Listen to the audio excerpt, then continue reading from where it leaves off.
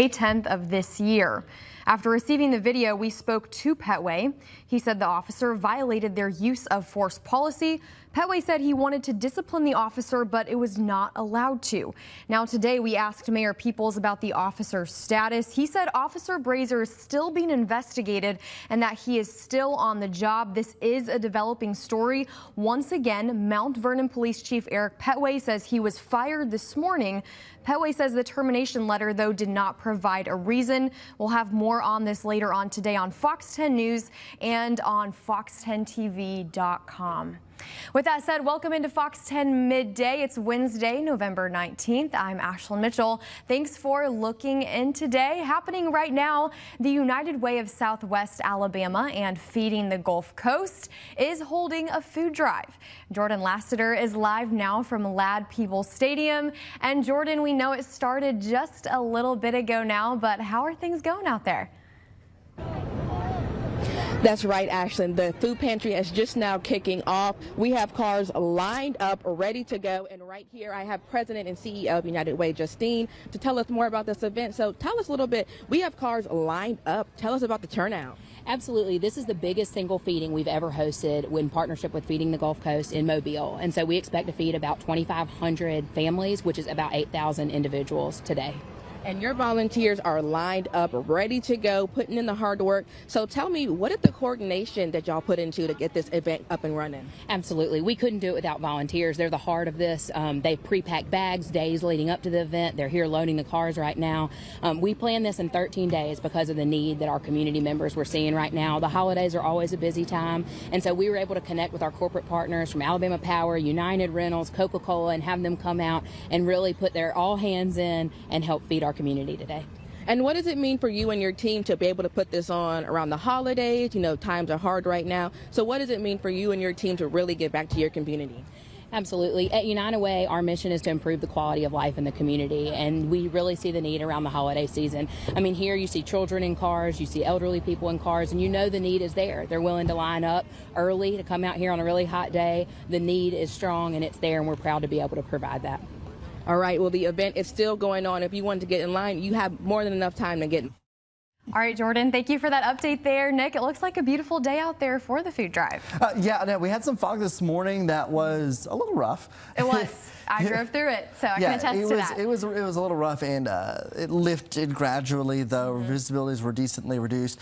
Sure. We're keeping a dense fog advisory for our offshore. Well, when I say offshore, I mean our bays. Okay. We actually do still have some fog that'll linger over there, but otherwise the picture is a little bit better at this point. Let's talk about what we're seeing outside. This is what it looks like from a variety of our live cameras at this moment, and you can see. Hello? Are we looking at Ashlyn? Oh, there it goes.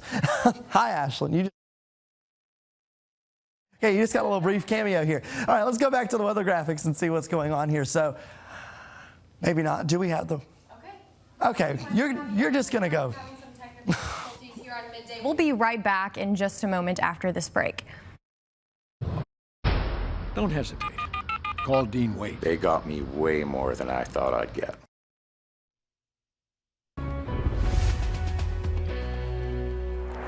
11:07 is your time. A foggy look still from our camera at Dauphin Island. This is where we still have a dense fog advisory that is in effect. That'll continue until 1 p.m. this afternoon. Dense fog has been a big story this morning. We're humid, and that has been the issue. Our thing that we're looking at in the days ahead will be a small rain chance and also some warm temperatures. So warm and humid through about Friday. Then a rain chance comes in Friday into Saturday. Friday around 40% with some lingering showers on Saturday, maybe around a 10% chance on Sunday, but things will kind of be calming down there. Then another system comes through right before Thanksgiving around Tuesday and Wednesday. That does bring us another shot at showers and thunderstorms. Let's look first at system number 1, what I'm calling it. This is going to be our first system that comes in around Friday and Saturday. This is Friday at 8 a.m. and you see a handful of showers that will be possible. This is the GFS forecast model. Anywhere you see that kind of light green, That's showing that, hey, there is the potential for some showers. There will be enough moisture and some forcing there to get some showers going, maybe a rumble of thunder. Not really expecting any severe weather out of this. Looking ahead to Saturday, very, very widely scattered showers before this thing just kind of washes out. We'll keep some clouds around on Sunday and maybe a coastal sprinkle, but the rain chances are very low. And overall, the rainfall totals that we're expecting out of this are it's not very high at all. Barely anything in some locations. I think 1/4 of an inch or less for the Fox 10 viewing area. And this is not great because we're about a 3-inch deficit right now for the month and the year for rainfall at Mobile Regional Airport. We are 3 inches under the typical numbers if you take our average rainfall for this date so far this year. So far this year, we have had around 57 inches of rain. Typically, we have a little more than that. All right, so we have the drought monitor showing the dry conditions with a moderate drought for a good chunk of the area. That is this tan color that you see, this kind of brownish color here. That is a severe drought, so even worse conditions, even drier conditions, even more of a rainfall deficit there. Also, our temperatures are above average here, around 11 degrees above average. Our forecast 80 degrees today. Our normal is 69 degrees. Here's the forecast for this afternoon. 81 degrees in Atmore and in Bruton, 81 in Evergreen, 80 in Crestview with temperatures in the upper 70s right near the coast here, 77 in Pensacola, 82 for your forecast in Leakesville, Lucedale, and 82 in Chatham for this afternoon. Forecast highs stay warm in the near term. You can see the numbers right around 80. Then our weekend system passes, and then eventually the numbers will pull back very slightly to around 75 degrees for your afternoon temperature. The morning temperatures will go down as well. Then our bigger system that comes in right before Thanksgiving actually knocks our temperatures down for Thanksgiving. 61's that forecast high on Thanksgiving. Thanksgiving morning, we could see a temperature of around 48 degrees. Now, this could shift. The timing of the front could shift, but maybe some cooler air there. But right now, we're dealing with the warmer pattern with temperatures in the 60s and 50s. Here's your Thanksgiving forecast. If the forecast models end up agreeing, we can be more confident in this forecast, but right now we still have some uncertainty with this Thanksgiving outlook. 61 degrees, partly cloudy skies with a northerly wind, so things slightly cooler feeling for Thanksgiving. Here's a 7-day outlook. Temperatures around 80 in the near term. Friday, Saturday rain chance, but maybe a small rain chance lingering into Sunday. Then next rain chance ramps up around Tuesday. Going to the 10-day outlook, showing you what it looks like all the way out to Thanksgiving. There's that rain chance on Tuesday, maybe even into Wednesday there before Thursday. Cooler temperatures after Thanksgiving. All right, Nick, thank you. In our national headlines now, flight cancellations were a major disruption during the government shutdown, and now a bipartisan group of lawmakers want to protect air traffic controllers. All of this ahead of the busy holiday travel season. Fox's Lillian Wu has the story.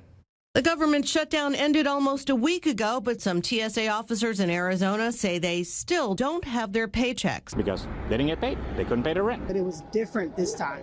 It seemed like politically it was way more just cutthroat. But lawmakers showed a rare glimpse of bipartisanship by introducing legislation that would allow air traffic controllers to get paid during future shutdowns. I need Congress to take action. If there is another shutdown, I want to make sure air traffic controllers get paid. I think that would go a long way for both Republicans and Democrats to take this off the table. We're doing 2465. Are you guys ready to move up? The bill proposes funding salaries, operating expenses, and other FAA programs by tapping into a little-used $2.6 billion fund. Transportation Committee staffers estimate it would provide enough funding to keep FAA operating for 4 to 6 weeks. The fund was created years ago to reimburse airlines if the government commandeers planes for a military operation or another use and damages them. But that is not common anymore. The last time there was a claim was 2021. Over the years, lawmakers have tried a handful of fixes to keep essential aviation workers paid during funding lapses. What could make this bill more attractive is its reliance on the fund, limiting the potential cost of doling out paychecks. If we have just at least that release valve to make sure that the controllers get paid and we don't have this disruption in the future. In New York, Lillian Wu, Fox News. And new on this Wednesday, President Donald Trump is expected to sign a bill that will force the Justice Department to release all its records related to sex offender Jeffrey Epstein. It comes after the legislation received overwhelming bipartisan support from lawmakers on both sides of Capitol Hill yesterday. And there's already some fallout over documents released earlier this week. Former Harvard President and Clinton Treasury Secretary Larry Summers announced he's resigning from the board at OpenAI after emails revealed he continued to communicate with Epstein after his 2008 conviction. The goal for Democrats in this one has been to get Donald Trump. And I got news for them. They're not going to get Donald Trump. They're going to get a lot of their own. Now, the DOJ has already released tens of thousands of documents to the House Oversight Committee, which is conducting its own investigation. But so far, there's no sign that any Epstein list exists. Meanwhile, Russian forces carrying out a massive strike on Ukraine overnight. At least 20 people were killed and dozens more hurt as drones targeted energy and transport infrastructure. At least one drone entered Romanian airspace during the attack, forcing NATO to scramble fighter jets. We started going down to the subway when debris hit near our home. It's very scary when you look at that hole in the ground and you just can't pull yourself together. But the Trump administration is reportedly working on a new proposal to end the war.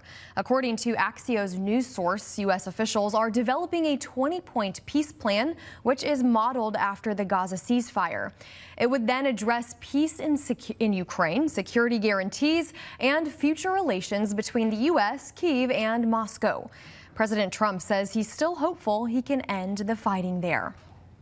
In the meantime, the National Transportation Safety Board warning many bridges are in danger. The agency issuing 17 safety recommendations to prevent accidents like last year's Francis Scott Key Bridge collapse in Baltimore. That came after the container ship called Dolly crashed into one of its support pillars. Now, the NTSB's recommendations are aimed at both ship operators and bridge owners. They include instructions for Synergy Marine, which operate Dolly, to use thermal imaging to find loose wires on its ships.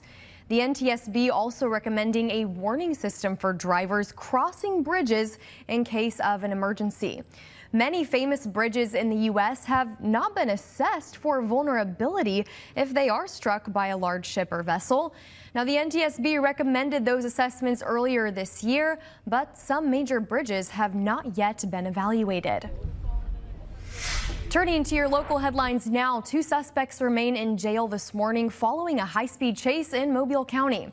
Take a look at this video on your screen, capturing the last moments before the chase ended in a crash. The surveillance video shows a black Mustang roaring past, with state troopers following close behind. Authorities say the chase started in Grand Bay, hitting speeds of 100 miles an hour before ending in a crash near Beulah Battery. Authorities arrested Jalen Hall and Michael Lanzer at the scene. One witness describing what she saw. An unmarked car come by, and he said, I'm going to stay right here with you until they pass on by. But then by that time, he got the call that they were headed down Paget Switchback for a half mile, and then they wound up catching them down there on the other end. Authorities tell us Lanzer was wanted on a federal warrant for a case dating back to 2020, while we're told Hall is facing 2 charges, which is felony attempting to elude and drug possession. Well, listen to this one. In Baldwin County, a man is behind bars after allegedly shooting his neighbor after a dispute over hot water. Investigators say this all started when 65-year-old Herbert Kilcrease was showering in the neighbor's house on Dixon Road in the Crossroads community. According to investigators, the neighbor turned off the hot water while Kilcrease was showering. Well, after that, investigators say the two got into an argument, and they say Kilcrease went to his truck, got a gun, and opened fire on his neighbor. We're told the man was shot in his torso, thigh, and hand. Deputies tell us here at Fox 10 that Kilcrease admitted to shooting the victim, but said he was trying to scare the man and didn't intend to hit him.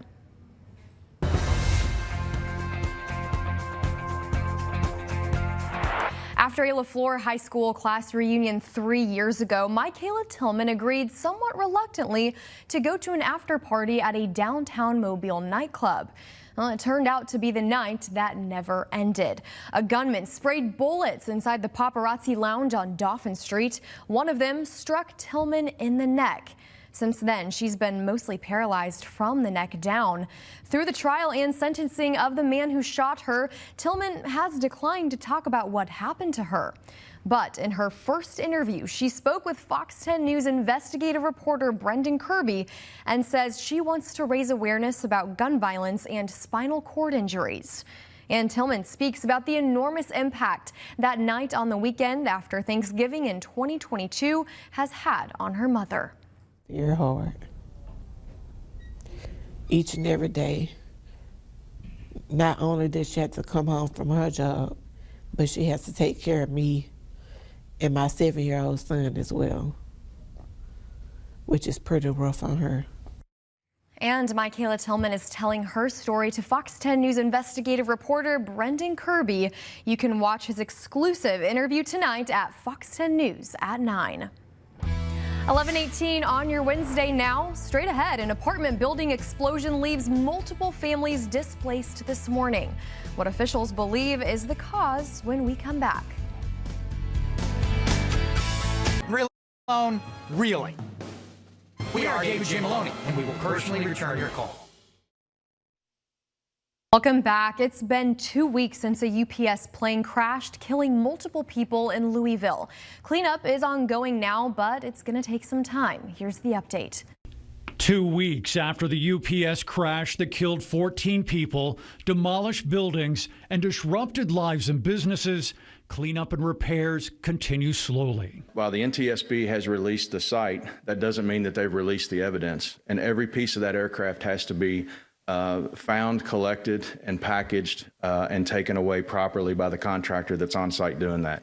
And removing the aircraft is only one challenge.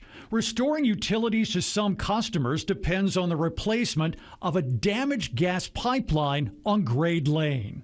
This is the pipeline that also delivers gas to the neighboring streets. We anticipate work along Grade Lane may take several weeks.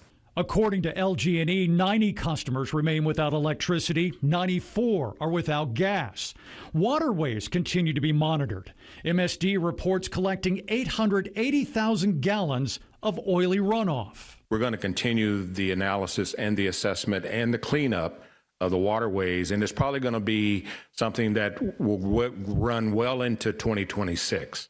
In the meantime, the UPS fleet of MD-11 aircraft remains grounded. The reason for how Flight 2976 lost an engine and caught fire on takeoff is not clear. And for the first time since the crash, we hear from the president of UPS Airlines, who says the search for a root cause continues. And once we determine that, then they'll be able to develop an inspection plan, figure out, can we go out, can we inspect it? If so, how do we repair it? How do we put it back together? And then eventually return the fleet to service. But that's not going to happen quickly. In the meantime, the Atlanta Fire Department is investigating an explosion at a building near Mercedes-Benz Stadium late Tuesday night. Nearby residents had reported smelling gas there. Well, the explosion blew the door off one unit, sending it several feet into the air. DeAndrea Moore lives in the complex and felt the large impact from her unit. She scrambled to get her kids out to the apartment. I put the kids to sleep around 8:30, 9.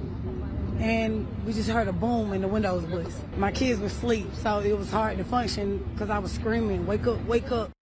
Well, the impact damaged several other buildings in the complex as well. We're told the Red Cross is helping at least 40 people find a place to stay, while one man is in the hospital from this incident.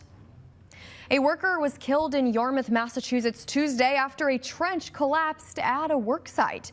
2 others were rescued from the collapse as well. Rescue teams could be seen carefully working to shore up the sides of the trench with jacks and boards throughout the morning. Dozens gathered around the trench site to help with the operation, and officials say the trench was part of a sewer construction project. While one woman was taken to the hospital after a vehicle drove into the Inner Harbor in Baltimore, Maryland. The woman was retrieved from the water and taken to a hospital in critical condition. All of this according to the Baltimore City Fire Department. Marsh said the fire department did perform a secondary search of the vehicle, but crews initially found one vehicle in the water. A 911 caller told WBAL-TV 11 News that they saw the car drive into the water from the aquarium side of the pier. Straight ahead right here on Fox 10 Midday, Target shoppers are spending less. We have that story and more coming up in your business headlines. Plus, pet insurance is going up just like human insurance. But did you know one key piece of pet insurance is leaving? We have those details for you after this, but let's check in with Nick. And in your forecast, we're still dealing with some fog over the bays. This is what it looks like from Dauphin Island, where we do have some foggy conditions. In fact, a dense fog advisory continues for this area. It's our bays and coastal waters, including Jackson County, there until 1 p.m. So we do have some fog over the water still. Could see some more fog tonight. Details coming up.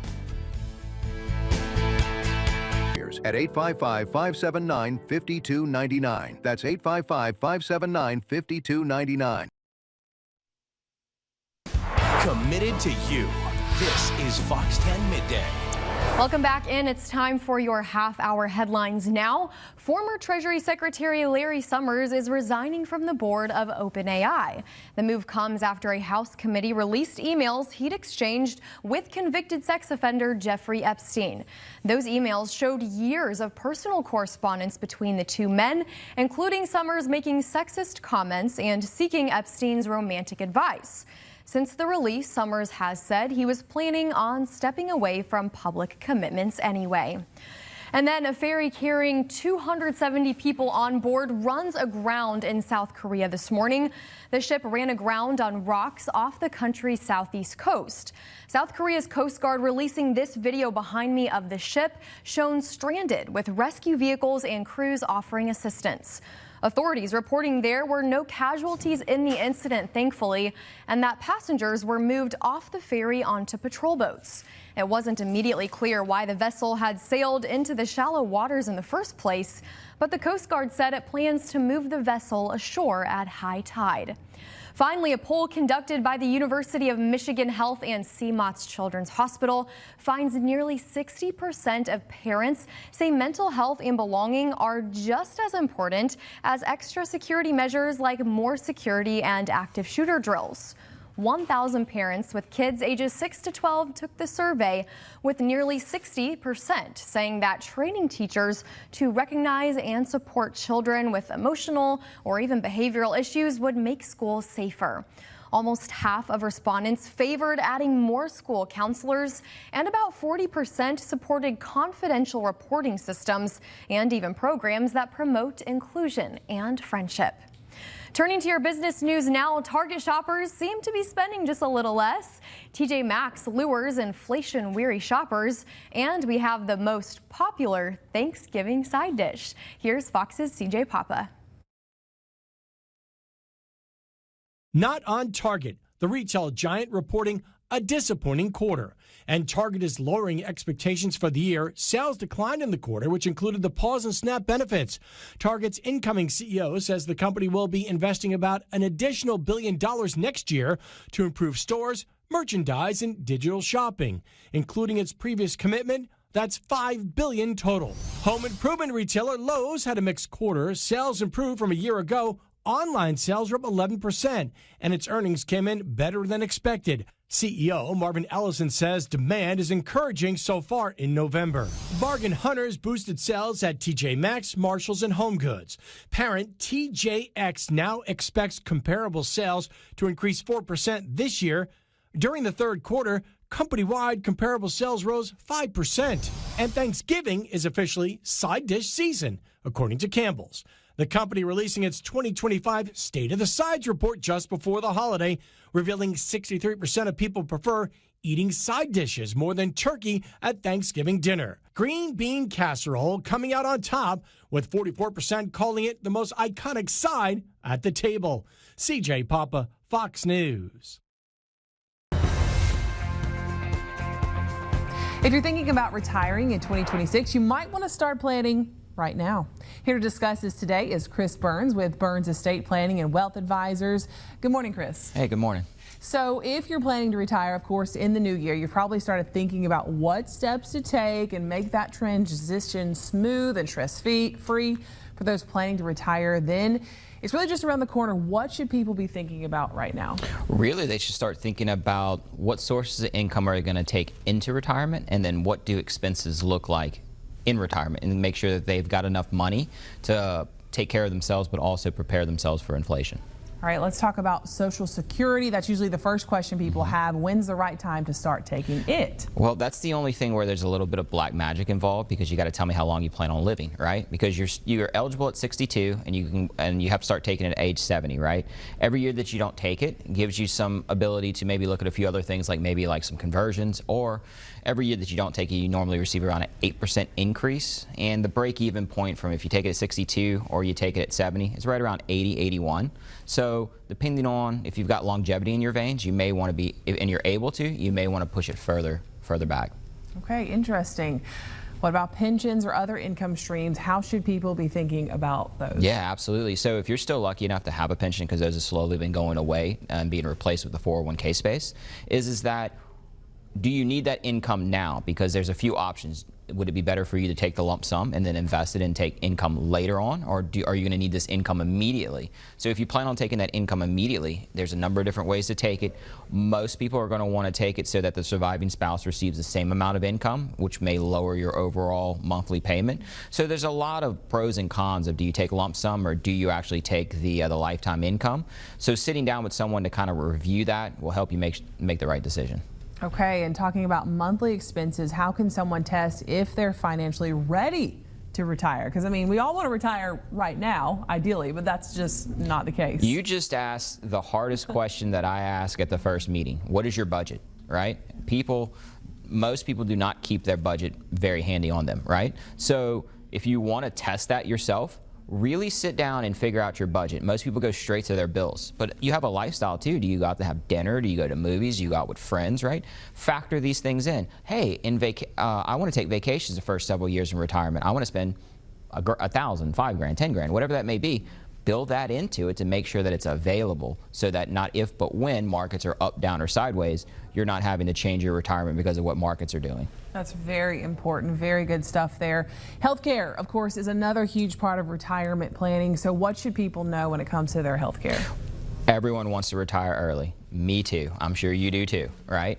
The biggest question is that if you're retiring before age 65, how are you going to cover that healthcare expense, right? Healthcare expense can be very, very expensive. So right now, with open enrollment for most people, now is a great time to kind of gauge what would healthcare look like if you weren't on your employer's plan, just to kind of see, hey, does that fit into my budget? And then go from there. Okay, so all of this really is just about planning ahead, being smart, knowing the answers to all these important questions, and staying flexible. You have to be flexible, because it's not if but when life throws you a curveball. You mentioned it just a second ago. Have a plan that you can go back and look at. Update that plan, once or twice a year. Review it with a team, right? If you're a do-it-yourselfer, that's great. Maybe sit down with a financial advising team just to have them check some of those boxes for you to make sure that someone else took a look at it for you. And when life throws you that curveball, you've got something to go back to start kind of building from there. All right, Chris, how can people get in touch with you guys if they have more questions? Absolutely. If they want us to take a look at their plan, I think the easiest place to do that would be burnsstateplanning.com, right? That'll take you to our webpage. It'll also introduce you to all of our advising team, and then help you, gather some information so that when you do schedule that first meeting, you can come prepared with some really good questions that pertain to you and yours. Okay, thank you so much for being here. We appreciate it. Thank you for having me.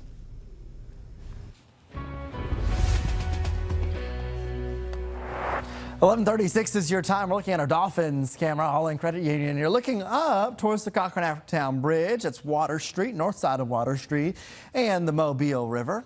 Nice view there. A few puffy cumulus clouds developing. Something to keep in mind. No rain today, but you might have a couple clouds out there. This is what it looked like last night. A beautiful sunset. Amanda sent this in. This is from Navarre Beach. That is about as good as it gets. I mean, just absolutely gorgeous. A few airplane condensation trails out there, some upper level clouds, a nice light waves, and then the sun setting there across the pier. So we love that photo so much. Thank you for sending it in. The Fox 10 weather app. We encourage you to send in your photos. How about this one? Wow, Brad sending us in from Gulf Shores. That was the fog this morning with the sun rising. Those beautiful trees. A stunning photo there. Thank you for sending that one in. Again, send in your photos on the Fox 10 weather app. Let's talk fog for a second. We continue with a dense fog advisory for our bays and sounds. This will continue until 1 p.m. today, so we're keeping that around. In fact, I've been checking our Dauphin Island camera. It does look like we still have fog going on. Here's your 10-hour planner in Pensacola. Pensacola itself, we're not dealing with as much fog. The fog's over the water, but you'll have a few clouds around. Temperatures eventually getting into the 60s this evening. This is what it looks like in Mobile. Here are your numbers, around 80 degrees this afternoon, so really quite warm. Then getting yourself into the 60s here this evening, kind of a muggy, mild feel. And in fact, we're sitting with a forecast around 80 degrees today. That is 2 degrees away from the record. That is how warm we are, and records could fall across parts of the state today as we are dealing with very warm temperatures. Here's your forecast this afternoon: 82 Leakesville, 82 Lucedale, 81 Hurley, 80 in Van Cleve, and 76 in Pascagoula with partly sunny skies, 80 in Mobile, 77 in Foley, and 74 in Gulf Shores. We're talking 82 in Mount Vernon, so some warm numbers. 81 in Monroeville, Evergreen at 82 degrees, 80 in Bruton, 81 Chatham, and 82 in McIntosh. Then in Northwest Florida, we have 81 in Crestview, 78 Milton, 76 in Pensacola. Quick note for tonight. Look at all of that fog developing. See all that grayness? Fog is likely tonight. Then we could see a little bit of fog as we get into Thursday morning before Friday. Our concern will be the chance of a couple of scattered showers. Then also into Saturday, maybe Sunday as well. Sunday, there's like a mini chance of rain there. Next bigger weather maker comes in around Tuesday, Wednesday, right before Thanksgiving. Nick, thank you. Attention parents, how would you like to have your child help out with the weather morning forecast? Fox 10's Bus Stop Forecast auditions are happening soon. We will be holding those auditions at the City of Mobile's Christmas tree lighting this Friday. In fact, it's our biggest bus stop forecast auditions yet, so you should come on out. A friendly reminder, as we like to say, if you want to be seen, don't wear green. The bus stop forecast will air during weekday mornings right here on Good Day Gulf Coast. Well, if you're shopping around for health insurance right now, you've probably seen the prices are going up, and the same thing is actually happening for pet insurance. And we've learned one big insurance company is not renewing a popular plan that pet parents had paid for years. Now, some are even suing. Susan Campbell has the latest. Some of these pet owners feel like they were deceived. They say they paid for policies that they thought would be there for their pet's whole life. And now that their pets are older and have pre-existing conditions, they're out of options for affordable coverage. Kai's 9. He's playful, a little curious about the camera, and this guy has always been covered by a pet insurance policy. He has had both of his legs done. He had bad ligaments in his legs. He got coverage for dentals yearly.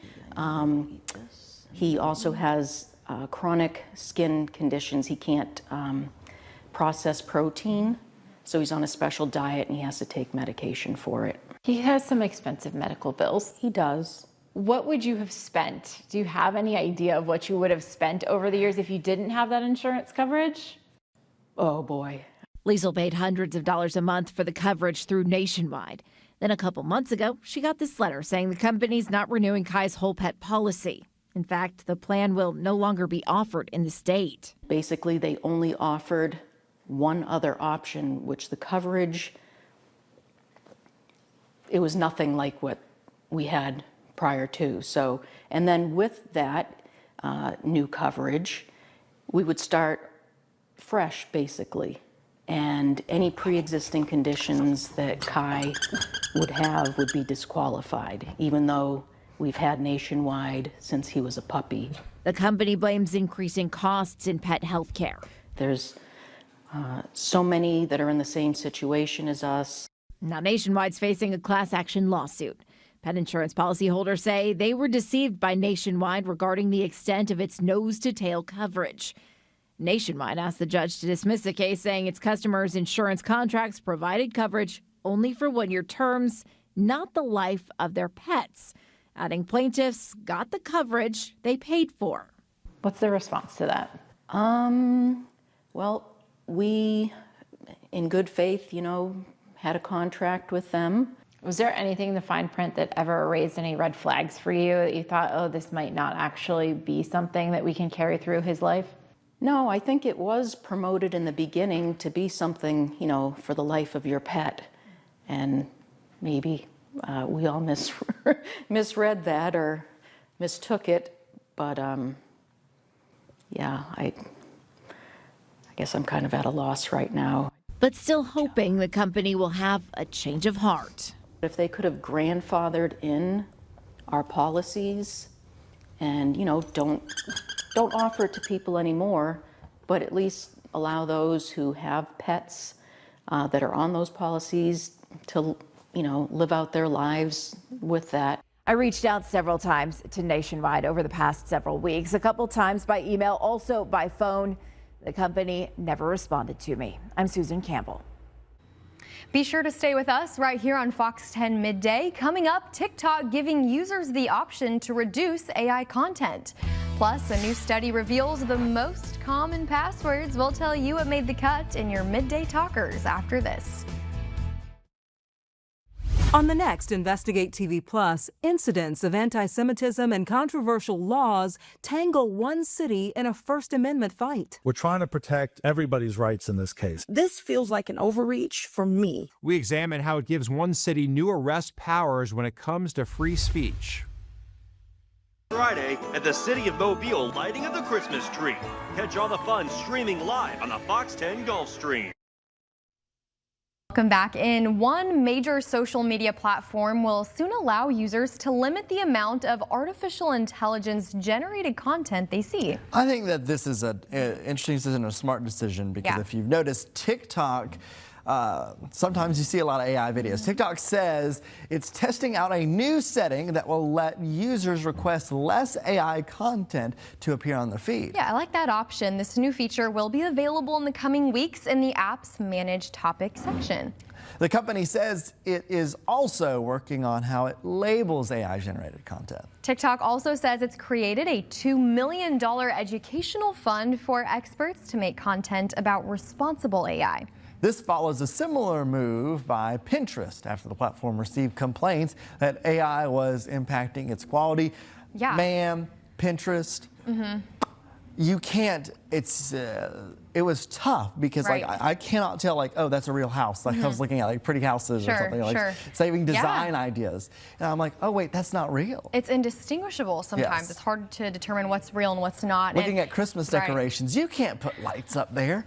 No, literally. And then it makes you feel a little less bad about yourself because it's not real. You're like, that's not real anyways. But to have the option is super helpful. And I know there are a lot of creators that probably want that, who produce their content in the way that they do. So, well, it's officially time to get those letters to Santa in the mail. Yeah, Monday marked the start of the U.S. Postal Service's annual letter adoption. Operation Santa gives kids and families the opportunity to write letters to Santa himself. People can then adopt a letter from a child and make sure those holiday wishes are fulfilled. Oh, I love it. This year, you can choose to adopt a family as a team to ensure requests from the same household are met. You can visit USPSOperationSanta.com to learn more. I love this. This is incredible. Great timing. They always do such a great job every single year with these letters, so get those letters in. Well, listen to this one. You want to use unique passwords to protect your accounts from hackers. Online password manager NordPass has a list of ones you don't want to use. Okay, listen up. It released its annual list of the 200 most common passwords. The study, in collaboration with threat exposure management platform NordStellar, looked at passwords across 44 nations from September 2024 to September 2025. At the very top of the list, the most common password was 123456, followed by admin and 12345678. So don't Have you use ever those. used a password No, like that? I have. Have you? I actually can think of one passcode that is that has been in my life previously. Is it similar? I'm just kidding. I'm not gonna 1, put... 2, 3, 4, 5, 6. Really? fact, Oh, don't say that on air. In fact, it's sitting over there. No. It's the. No way. You just told I had to them write your it on the password. iPad. For context, it's our in studio iPad. That's the 1, 2, 3, 4, 5. There's 6. nothing too exciting Come on on there. So. All right, for strong passwords, NordPass recommends at least 20 characters, including numbers and letters and special characters, even if the platform requires fewer. So it also recommends each account have its own unique password. Nick, I'm really bad about this. To use multi-factor authentication to add extra layer of security. That I do like. I know it's annoying, Absolutely. but I love that. I have a few passwords like for everything, unfortunately. That's all I'm going to say. A few passwords for everything. Like, I use the same passwords for most things. Like, I have my top list, and it's a short list. Anyways. What's the password to this cool weather? Because nobody has it. Black Friday. We have to wait. Okay, that was good. Yes, so we're talking about some temperatures being warm in the near term, but then eventually going down. Also, we're talking about fog. That's what it looks like at Dauphin Island. We have a dense fog advisory that continues for the waters there over the bay as we have dense fog continuing. So we'll have more on that coming up here on Fox 10 Midday. Stay with us. Call to see if your case is worth more. Call 251-444-7000. A military exercise at sea saw a torpedo send a decommissioned ship to a watery grave, and cameras on board gave a terrifying first-person view of the moment of impact. You're about to see it in today's Take a Look at This. Ever wonder what it would be like to be on the deck of a torpedoed ship? Me either, but get ready to find out. Incredible video from cameras placed on an unmanned Norwegian frigate shows the moment it's hit by a submarine's torpedo, literally lifting the vessel out of the water in a spectacular blast. The powerful POV perspectives come courtesy of NATO, which shared footage of the military live-fire exercise which targeted the decommissioned ship. The Norwegian, Polish, and British Royal Navies all participated in the exercise, which was really just a flex to verify and tout military submarine might, but you have to admit it provided a surreal and stunning view that would only be obtained otherwise by being in the wrong place at the wrong time. Another target acquired by another predator in the water was the basis for a fascinating recent study that captured hungry wolves pulling off crab trap heists on camera. In 2023, officials with the indigenous Heiltsuk Nation in British Columbia were trying to figure out who was tampering with bait traps deployed to help curb an invasive crab species.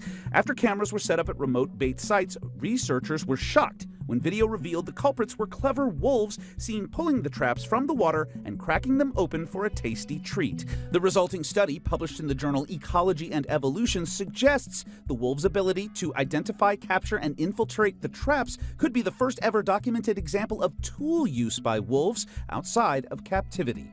For Take a Look at This, I'm Jeremy Roth. Pretty cool. Smart. I just learned the difference between a wolf and a coyote. Wolves are bigger, coyotes are smaller. There's your random fact of the day. We're going to look at the forecast now. This is what it looks like outside.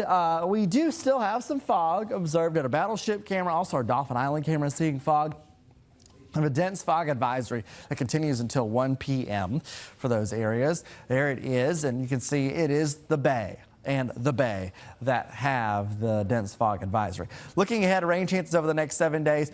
Rain chance comes in on Friday with a 40% chance of rain there. Then Saturday a 20%. Next one, Tuesday, Wednesday, and next week. So a couple rain chances, but we're staying warm until then. Eventually after Thanksgiving. Yeah, we need the rain for sure. Well, thank you for staying with us here on Fox 10 Midday and spending time with us on your Wednesday. We'll see you on Fox 10 Live at 3.